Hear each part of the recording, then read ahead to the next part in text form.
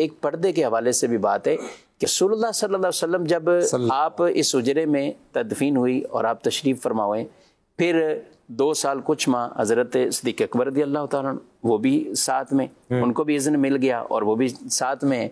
اور یار غار یار مزار میں بھی ساتھ ہیں، حضور علیہ السلام کے ساتھ ہیں، اور کل کو حوض کوثر پہ بھی ساتھ ہوں گے۔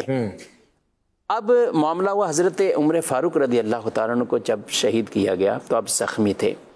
تو یہ ایک بڑا ایک دردناک واقعہ تھا کہ امیر المومنین عمر فاروق رضی اللہ عنہ کو نماز کی حالت میں، اور رسول اللہ صلی اللہ علیہ وسلم کی زندگی کے بعد جو ایک بڑا ثانیہ ہوا نا، بڑا واقعہ، اس میں حضرت عمر رضی اللہ تعالیٰ عنہ کی شہادت کا وہ واقعہ تھا، کیونکہ اس طرح کا واقعہ اور وہ بھی مدینے کے اندر ایسا رونما ہو، کیونکہ حضرت عمر دعا مانگا کرتے تھے، اللہم ارزقنی شہادۃ فی سبیلک واجعل موتی فی بلد حبیبک صلی اللہ علیہ وسلم۔ تو لوگ حیران ہوتے تھے کہ یہ دعا تو یہ مانگتے ہیں، تو اب مدینے میں ایسا کیسے پوسیبل ہے؟ اب اسلام کو اتنی تقویت مل گئی، اتنا عروج اور سب کچھ ہے، لیکن یہ دعا بھی یہ مانگتے ہیں یا اللہ شہادت کی موت ہو اور ہو بھی مدینے میں ہو اور میرا مدفن بھی یہاں بنے، یعنی دعا ان دو کے ساتھ اللہ پاک نے قبول فرمائی۔ نہ صرف مدینے کے اندر آپ کی یہ موت شہادت کی، بلکہ مصلی رسول پر، وہ بھی نماز کی حالت میں آپ پر یہ حملہ ہوا، تو کافی زخمی ہوئے تھے، اور ہر ایک مدینے کا رہنے والا بڑی دردناک کیفیت میں تھا۔ تو آپ نے اپنے بیٹے کو بھیجا کہ اگر اماں عائشہ صدیقہ اجازت دے دیں مجھے تو میں اپنے یاروں کے ساتھ وہیں آرام کرنا چاہوں گا۔ تو جب یہ پیغام گیا بی بی عائشہ صدیقہ رضی اللہ تعالیٰ عنہ، آپ دیکھیں یہ بھی ان کی بہت بڑی قربانی تھی۔ آپ نے کہا یہ جگہ تو میں نے اپنے لیے رکھی ہوئی ہے، یعنی یہ جگہ تو میں نے اپنے لیے رکھی، لیکن میں یہ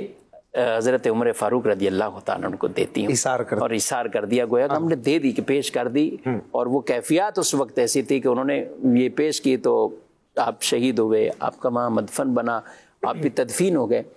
اب اماں عائشہ صدیقہ رضی اللہ تعالیٰ عنہ کہتی ہیں کہ اب جب میں حجرے میں آیا کرتی تھی نا، پہلے میں نارمل آ جاتی تھی، کیونکہ ادھر سرکار صلی اللہ علیہ وسلم میرے سر کے تاج ہیں اور ادھر میرے والد ہیں، تو میں عام ہی گھر میں جیسے ہوتے تھے تو میں ویسے ہی نارمل آ جاتی تھی۔ لیکن جب سے عمر رضی اللہ تعالیٰ عنہ میرے حجرے میں مدفون ہوئے ہیں تو میں کبھی بھی حجرے میں بغیر پورے چہرے کو ڈھانپے ہوئے نہیں داخل ہوا کرتی تھی، عمر سے مجھے حیا آتی تھی۔ یعنی یہ عقیدہ بھی ایک طرح کا سکھایا، جب قبر والے کے پاس ہم جاتے ہیں تو وہ گویا کہ ہمیں دیکھ رہے ہیں، آپ نے اگر یہ قبر والے سے یا وہ ہمارے حالت سے واقف نہیں ہیں تو اماں عائشہ صدیقہ رضی اللہ تعالیٰ عنہ اتنی بڑی عالمہ، مفسرہ، محدثہ، فقیہ اور مفتیہ بطور خاص، آپ اس وقت آپ نے فرمایا کہ مجھے عمر سے حیا آتی، اس لیے اب میں پورا حجاب کر کے